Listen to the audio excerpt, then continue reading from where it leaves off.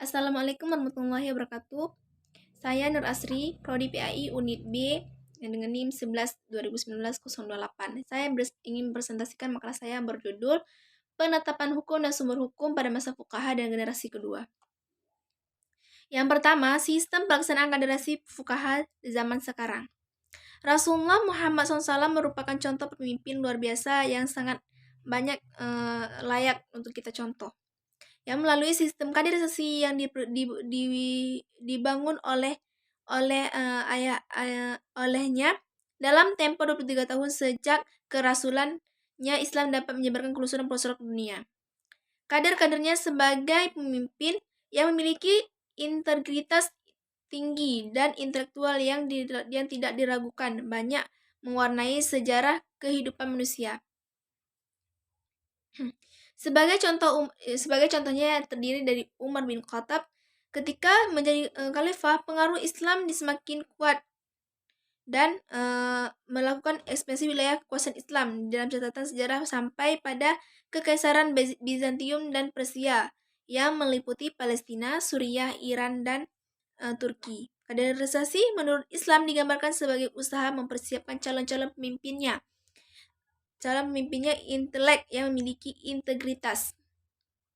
Khairul ummah sebagai umat yang bertakwa kepada Allah Subhanahu wa taala, dan ini kader-kader Rasulullah terutama terus bermuncul meneguhkan keberhasilan sistem kaderisasi dengan berbagai macam metode yang diwariskan oleh Rasulullah SAW. Yang pertama, kaderisasi fuqaha melalui masjid. Umumnya masjid dibangun sebagai sarana untuk beribadah, mensucikan jiwa serta tempat menjalin persaudaraan, menghubungkan dan mempererat jiwa antar jamaah. Dengan yang lainnya, fungsi ini sesungguhnya jauh lebih sedikit jika dibandingkan dengan fungsi masjid pada masa Rasulullah. Ya, karena di samping sebagai sarana ibadah juga menjadi pusat kegiatan sosial dan sekaligus memiliki fungsi akademis yang banyak melahirkan kader-kader fuqaha dan ulama. Di sisi lain, masjid di zaman Rasulullah SAW merupakan tempat bermusyawarah para sahabat dalam berbagai permasalahan umat serta pusat komando para syahid dan berjuangnya demi Islam. Tatkala Nabi mendengar berita persiapan kaum Quraisy untuk berperang membalas kekalahan mereka dalam perang Badar, maka Nabi mengumpulkan para sahabat di masjid-masjid. Yang kedua, kaderisasi fuqaha melalui organisasi Islam. Islam dalam perkembangan sejarahnya telah memiliki beragam corak dan mengalami pasang surut silih berganti. Di masa Nabi, ekspresi keislaman relatif tunggal karena semua masalah di kalangan umat Islam dapat cepat diselesaikan dengan otoritas Nabi yang mutlak sehingga umat sami'na wa ta'ana, kami dengar dan kami taati. Di era Khulafaur Rasyidin sekalipun terjadi gesekan politik yang berdampak pada perang saudara. Sudah barang tentu berdampak pada lahirnya beberapa fuqaha atau firqah-firqah, kelompok-kelompok, munculnya golongan beragam. Ini semula dipacu oleh persaingan politik Muawiyah dan Khalifah Ali bin Abi Thalib yang berakhir dengan perang Siffin, yang pada akhirnya berdampak pada munculnya 3 firqah dengan 3 ekspresi, Sunni, Syiah, dan Khawarij di awal abad ke-15 Hijriah. Abad ke-25 Masehi, ekspresi keislaman ini menuntut Ahmad Syafi'i Ma'arif yang dikutip dari catatan Allah Mu'amin Mu'il al-Hafni. Setelah mencapai sekitar 700 firqah, induknya dapat ditelusuri pada 3 ekspresi di atas yang semuanya bercorak Arab. Jadi kemunculan firqah ini atau kelompok ini dalam Islam umatnya lahir bersama dengan faham-faham keberagaman yang tidak menjadi sebuah aliran atau mazhab, bahkan menjadi sebuah organisasi Islam dengan upaya-upaya menarik simpati individu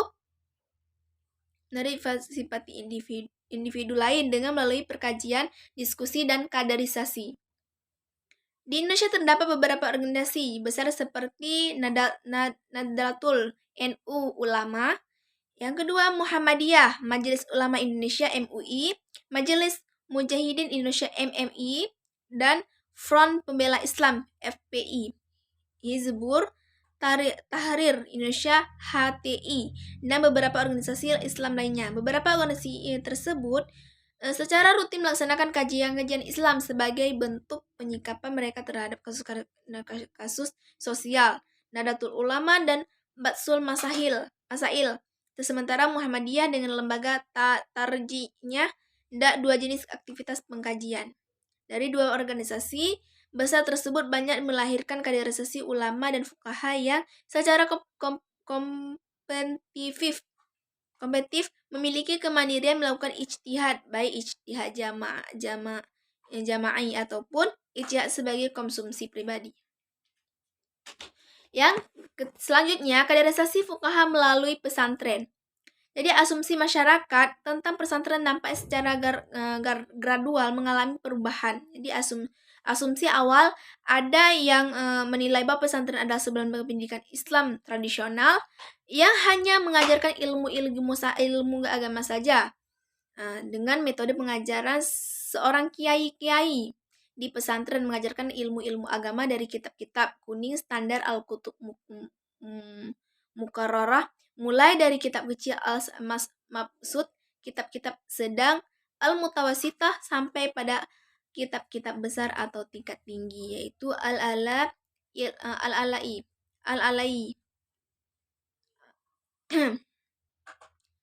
Dan sumber hukum, pada masa fuqaha ini terdapat beberapa sumber hukum. Yang pertama ada sumber hukum Al-Quran, ya pastinya Al-Quran sebagai firman Allah. Yang kedua hadis, yaitu perkataan Nabi. Yang ketiga rayu, dan yang keempat adalah pendapat ulama. Jadi terdapat 4 sumber hukum pada masa fuqaha.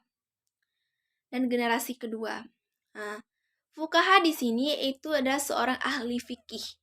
Nah, sampai di sini pembahasan yang sedang dapat saya sampaikan. Lebih dan kurang saya mohon maaf. Saya akhiri, wabillahi taufiq wa hidayah. Wassalamualaikum warahmatullahi wabarakatuh.